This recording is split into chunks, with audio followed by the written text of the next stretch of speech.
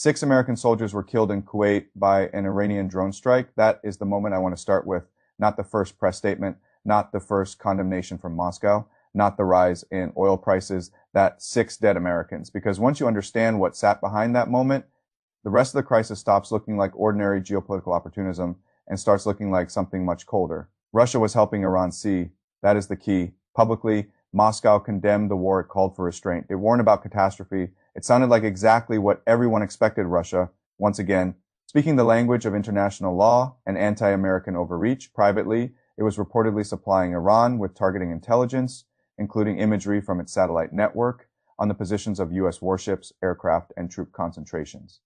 That is the real story. Not that Russia cheered for Iran, not that Russia issued the usual diplomatic outrage. The real story is that Russia learned how to stay far enough in the background to avoid a direct collision with Washington while still placing its hand on the scale hard enough to change the war's consequences.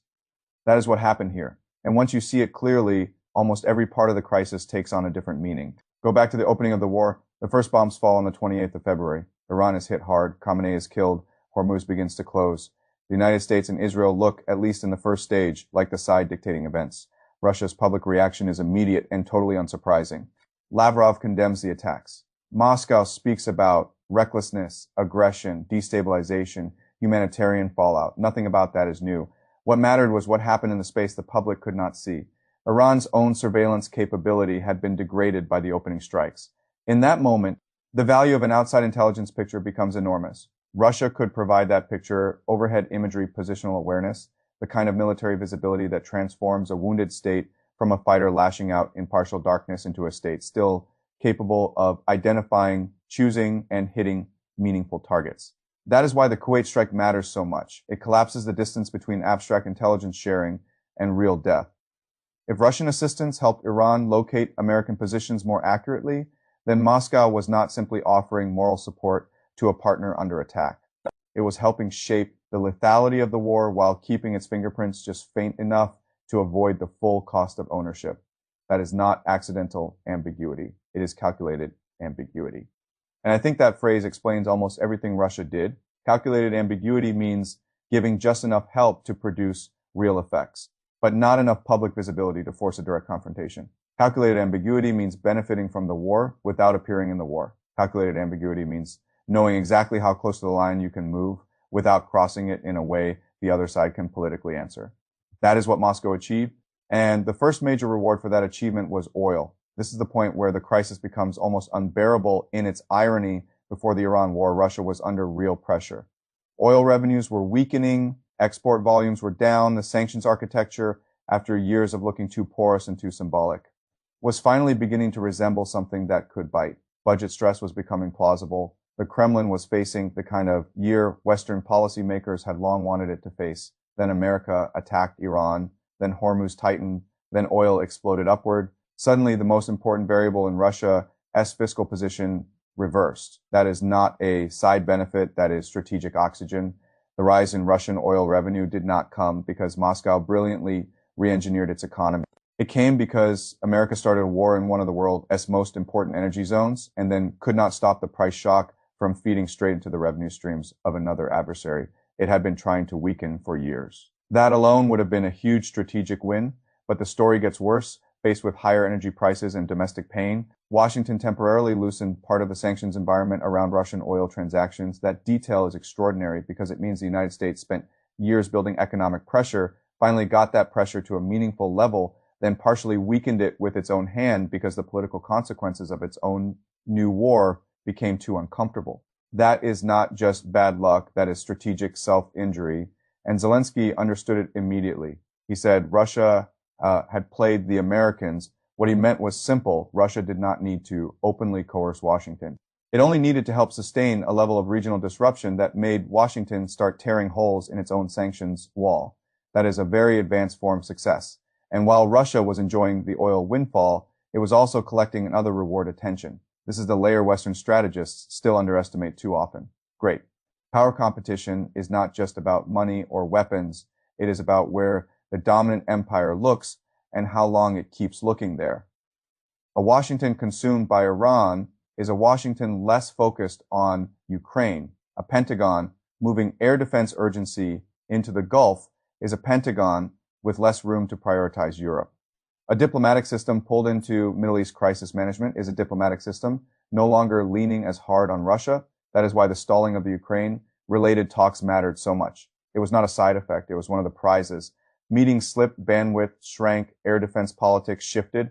Patriot systems that Kyiv needed were now in competition with Gulf requirements. Every hour, every meeting, every battery redirected south loosened pressure on Moscow. Russia needed more time, more money, and less concentrated Western focus. The Iran war gave it all three. And that is why the phrase Russia supported Iran is still too weak to describe what happened. Russia turned the Gulf crisis into strategic breathing space for its own war. That is the better sentence. More revenue, more time, more distraction, more room, more diplomatic flexibility. Then Putin made the cleanest move in the whole sequence. He offered to mediate. This is the move that reveals the full maturity of the strategy. After helping Iran privately, after benefiting from higher oil prices, after watching the West partially weaken its own sanctions pressure, after seeing Ukraine diplomacy stall, Putin stepped forward and offered to help bring peace. This would be farcical if it were not so logically effective, because mediation is not just moral theater. It is institutional entry. It is legitimacy. It is relevance. It is influence over whatever framework follows the war. If Russia can insert itself into the diplomatic structure of the crisis, then it has transformed hidden benefit into visible status. That is a major gain, and it only works because Putin never let public posture and private assistance collide too openly. He did not frame the war as Russia versus America. He did not launch into personal denunciations of Trump. He maintained just enough rhetorical space to remain, inform a possible interlocutor while behaving in substance like a backstage enabler of the conflict. That is not inconsistency. That is discipline, and it tells you something uncomfortable about the Iran-Russia relationship too. Iran wanted survival, support, and leverage. Russia wanted duration, distraction, and profit. Those are not the same objective. Russia helped Iran survive the opening phase more effectively. It did not help Iran win in any full sense, because winning for Iran and winning for Russia were never identical. Iran wanted backing, Russia wanted utility, Iran wanted rescue, Russia wanted a mechanism. That is why Tehran should be worried. Now, when you are useful to Moscow, Russia can be very helpful. When your usefulness starts fading, Russia becomes brutally realistic. That is the true nature of the relationship. And once you accept that, the whole pattern looks less like friendship and more like predation inside partnership. This is what Washington still has trouble understanding. The United States likes to think in categories: ally, enemy, war, peace, sanctions, diplomacy. Russia does not think that way anymore. Russia thinks systemically. It asks how one crisis can be converted into gain on three other fronts. That is what happened here. Military utility for Iran, oil windfall for Russia, sanctions relief through American panic, stalled diplomacy on Ukraine, diverted patriots, more room in Europe, a mediation role in the Gulf, all of it aligned. That is the point. The largest Russian success was not any individual action. It was alignment. Every move pointed in the same direction. The public condemnation, protected image, the private intelligence increased Iran's effectiveness, prolonged disruption raised oil revenue. Higher oil revenue relieved budget pressure. The crisis weakened sanctions pressure. The crisis weakened focus on Ukraine.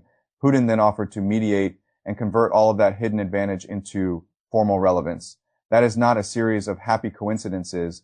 That is strategic coherence. And it is precisely what made this episode so damaging for Washington, because America still behaves as if crises remain compartmentalized. Russia knows they do not. That is the asymmetry. And that is why I think the most important sentence in this entire story is not that Russia supported Iran. It is that Russia stayed far enough in the background to avoid punishment while remaining useful enough to collect almost the entire payoff. That is the real lesson. That is what Kyiv saw quickly. That is what Washington is still struggling to admit.